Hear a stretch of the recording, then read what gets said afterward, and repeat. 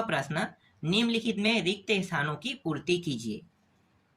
ए को देखो, ए में जो प्रश्न है वो है x का वर्ग माइनस 25 y का वर्ग बराबर x प्लस 5y, और जो खाली स्थान है इसी का मान निकालना है, तो इसे खाली स्थान के रूप में रख दो। इसका मान कितना आएगा?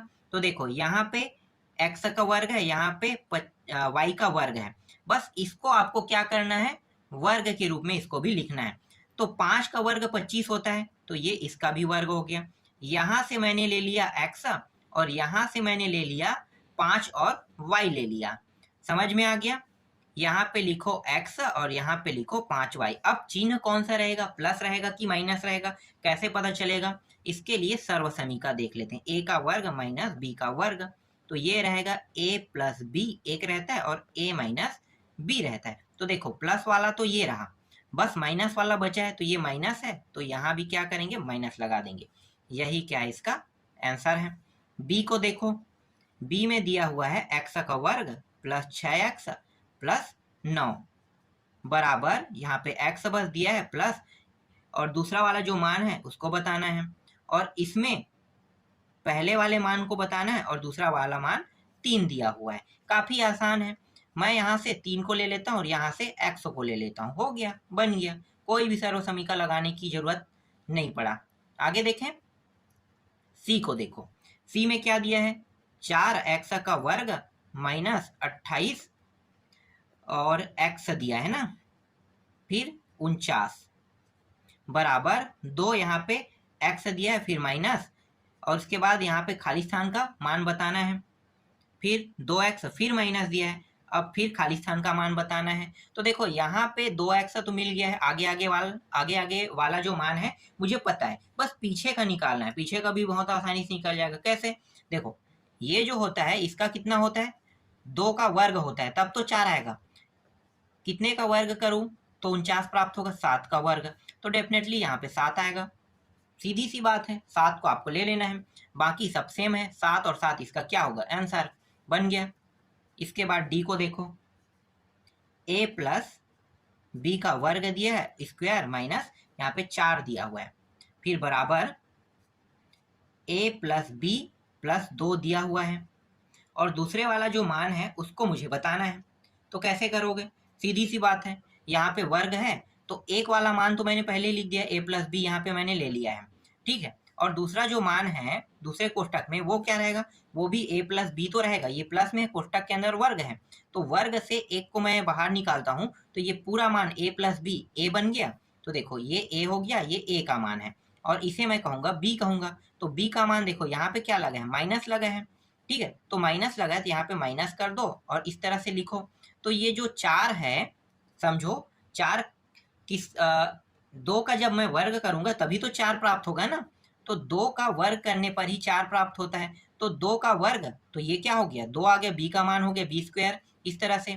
और इसे मैं लिखूंगा, कैसे लिखूंगा, a प्लस बी, इसको मैं बता रहा हूँ ना सर्वसमीका में, सर्वसमीका ही आपके सारे प्रश्नों का जवाब दे देगा इस तरह से। तो देखो a प्लस बी, ये पूरा a था, और b जो है ये मान है 2 है, और ये भी क्या है, a है। b का मान कितना होगा, यहाँ पे माइनस लगा है, और b का मान 2, तो यही क्या है, इसका आंसर है। बन गया, ये भी बहुत आसान था। आगे देखो, 6वां प्रश्न है, राम के पास x मीटर भुजा की वर्गाकार जमीन है, उसने स्कूल के रास्ते के लिए लंबाई और चौड़ाई के समांतर 5-5 मीटर जगह छोड़ दी। अब राम के पास बची जमीन का क्षेत्रफल कितना है, बताना है। तो चलो पहले मैं एक चित्र का निर्माण कर लेता हूं। इस तरह से आप पहले एक चित्र का निर्माण करना है आपको, जैसे मैंने किया है। अब प्रश्न में कहा है कि राम के पास x मीटर वाली भुजा, एक वर्ग जो है ना उसके सभी भुजा बराबर होते हैं। तो सभी भुजा बराबर होते हैं, इसका मतलब अगर मैं इस भुजा का मान x रखूंगा तो इसका भी x रहेगा, इसका भी x रहेगा और इसका भी x रहेगा। इस भुजा का मान x, इस भुजा का मान भी x, यहाँ से इतने का भी x और इतने से इतने का भी x रहेगा। आगे जब मैं प्रश्न पढ़ता हूं तो प्रश्न में क्या कह रहा है, प्रश्न में कह रहा है कि उसने स्कूल के रास्ते के लिए लंबाई और चौड़ाई में 5-5 मीटर समांतर जगह छोड़ दी। किसके लिए, स्कूल और याद रखना किसके लिए छोड़ा है, स्कूल के लिए छोड़ा है ना, सॉरी स्कूल के रास्ते के लिए। कितना छोड़ा है, 5 पद। तो मान लो कि राम जो है अपनी जमीन से दान दे रहा है, अपनी जमीन से ही जगह छोड़ रहा है ना, तो दान दे रहा है, तो उसके पास पहले जमीन कितना था, लंबाई में देखोगे, देखो एक वर्ग है, वर्ग की लंबाई चौड़ाई दोनों बराबर होता है।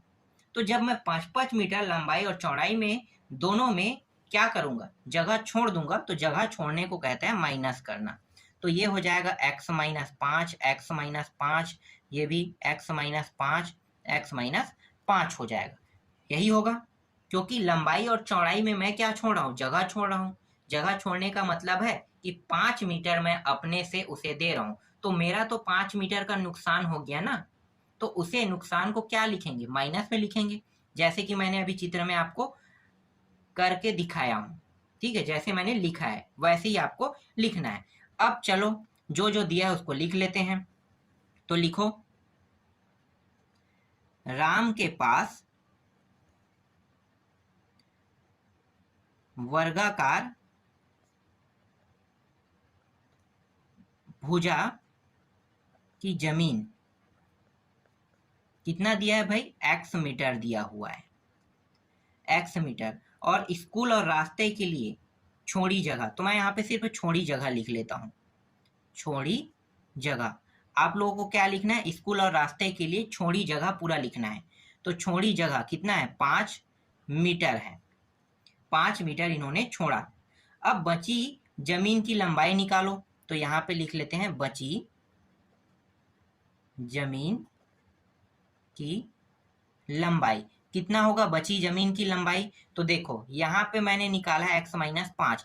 अगर मैं अपनी जमीन से जितना भुजा है ना उसमें 5 मीटर कम कर दूंगा, तो मेरे जमीन का जितना हिस्सा बचेगा वो निकल जाएगा। तो ये x-5 जो है ये बची जमीन का हिस्सा है। इसी तरह से बची जमीन की चौड़ाई, चौड़ाई भी निकाल लेते हैं। तो देखो लंबाई जब वर्ग में सेम रहता है तो चौड़ाई भी क्या रहेगा, सेम रहेगा, सभी भुजा बराबर होते हैं, तो इसका मतलब चौड़ाई भी x-5 ही होगा। अब बची जमीन का क्षेत्रफल निकालते हैं। तो लिखो, बची जमीन का क्षेत्रफल कैसे निकालते हैं, आपको पता होगा, लंबाई गुणित चौड़ाई, इसका सूत्र होता है क्षेत्रफल का। लंबाई यहाँ पे x-5 है और बची जमीन की चौड़ाई क्या है, बची जमीन की चौड़ाई है x-5, ये भी है।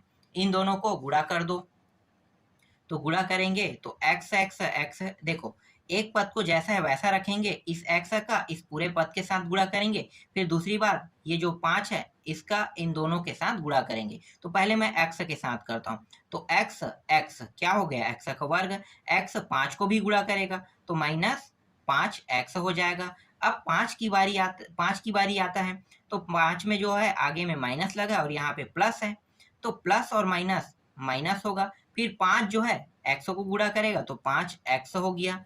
अब यहाँ पे देखो माइनस है, यहाँ भी माइनस है, दोनों क्या हो जाएगा, माइनस माइनस प्लस, 5 और 5 गुणा होकर कितना हो गया, 25, यहाँ पे आ गया इतना। अब इसको आगे जब हल करूंगा तो ये दोनों मान क्या होगा, जुड़ जाएगा, ये माइनस है ये भी माइनस है, तो माइनस माइनस जुड़ जाता है। तो 5 और 5 कितना हो गया, 10x प्लस ये रहा 25, और यही क्या है, इसका आंसर है। ठीक है, तो इसे मैं लिख लेता हूं मीटर स्क्वायर, और ये आपका आंसर है। राम के पास जगह को छोड़ देने के पास बची हुई जमीन कितना है, x² minus 10x plus 25 metre उसके पास जगह अभी भी बचा हुआ है। 7वां प्रश्न है, एक मंदिर में जितनी मूर्तियां थी पुजारी उतने ही फूल प्रत्येक मूर्ति पर चढ़ाता था। उस मंदिर में 2 मूर्तियां और स्थापित की गई। मंदिर का पुजारी अभी भी प्रत्येक मूर्ति पर उतने ही फूल चढ़ाता है जितनी मंदिर में मूर्तियां हैं, परंतु अब उसे पहले की तुलना में 24 फूल अधिक लाने पड़ते हैं। बताइए कि पहले मंदिर में कितनी मूर्तियां थी, पहले की मूर्ति बताना है। तो क्या करेंगे, देखो सबसे पहले यहाँ पे मंदिर में जो मूर्ति है ना उसको कुछ मान लेंगे, क्योंकि उसकी संख्या तो दिया नहीं है। तो माना मंदिर में मूर्तियों की संख्या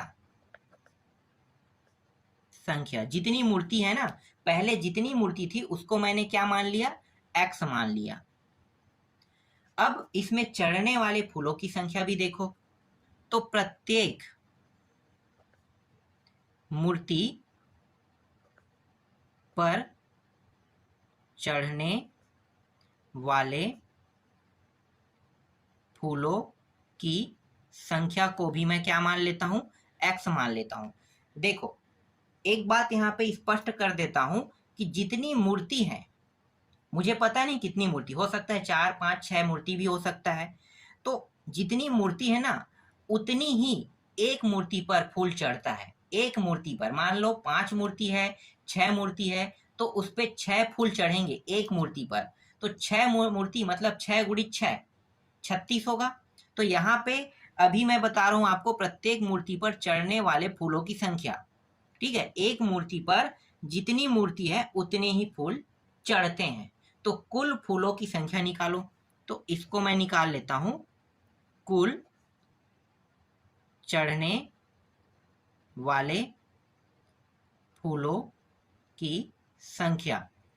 इन दोनों को गुणा कर देंगे तो निकल जाएगा। तो x गुणित x बराबर कितना होगा, x का वर्ग होगा।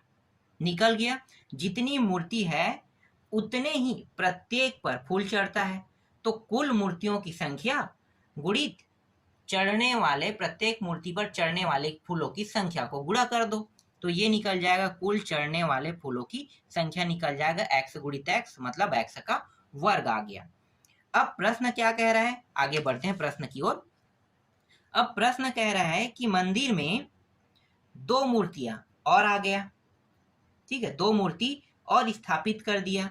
तो इसका मतलब क्या है, 2 मूर्तियां, यहां पे लिखो चलो, 2 मूर्ति और आ गया।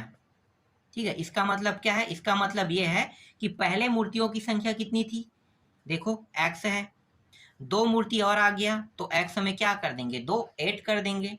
जब 2 मूर्ति आता है तो फूलों की संख्या भी क्या होगा, बढ़ जाएगा। तो लिखो 2 मूर्ति के आने के बाद चढ़ने वाले फूलों की संख्या। तो यहाँ पे मैं सिर्फ फूलों की संख्या लिख लेता हूँ, फूलों की संख्या। तो जितनी मूर्ति अभी है, देखो 2 मूर्ति आने के बाद जितनी मूर्ति है उतने ही प्रत्येक पर चढ़ेगा। तो यहाँ पे x + 2 लिखेंगे और यहाँ पे आप लिख लो प्रत्येक मूर्ति पर चढ़ने वाले ये फूलों की संख्या है। ठीक है, तो जितनी मूर्तियां हैं उतने ही फूल अभी भी चढ़ेंगे। जब 2 मूर्ति आता है तो ये कितना हो गया, x + 2 हो गया। तो x + 2 फूल ही हर एक मूर्ति पर चढ़ेगा। तो फिर क्या निकालने वाले हैं, फिर से निकालने वाले हैं कुल 2 मूर्तियों के आने के बाद चढ़ने वाले कुल फूलों की संख्या निकालते हैं। तो क्या कर देंगे, इन दोनों का गुणा। तो मैं डायरेक्ट कर देता हूँ x + 2 और यहाँ पे x + 2 है, मतलब इसका भी वर्ग हो जाएगा। यहाँ तक समझ में आ गया। अब प्रश्न को जब मैं आगे पढ़ता हूँ तो ये कह रहा है कि जितनी मंदिर में मूर्तियां हैं ना, परंतु अब उसे पहले की तुलना में 24 फूल अधिक लाने पड़े।